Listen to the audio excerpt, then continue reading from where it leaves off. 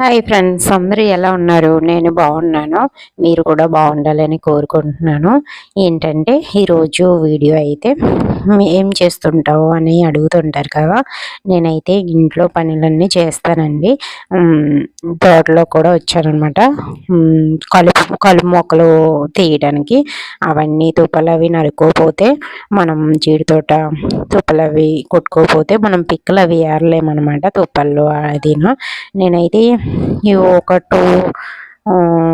ఒక వారం 2 వారాలు పడుతుంది.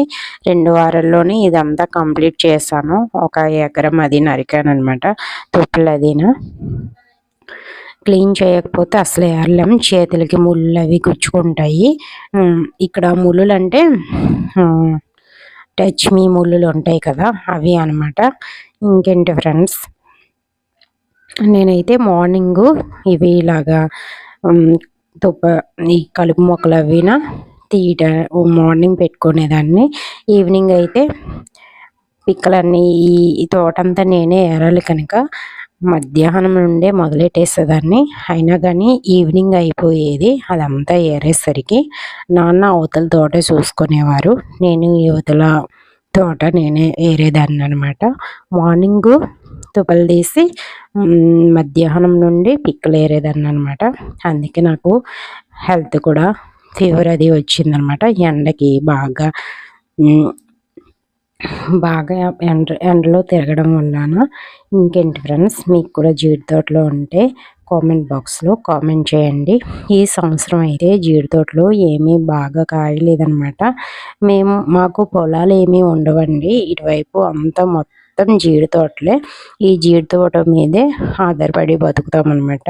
మేము 1 ఇయర్కి వచ్చే ఒక పంట అనమాట. దీనికోసం కాస్తుంది తోట అనేసి బాగా శుభ్రం చేసి ఎరువులు వేసి అన్నీ చేస్తాం.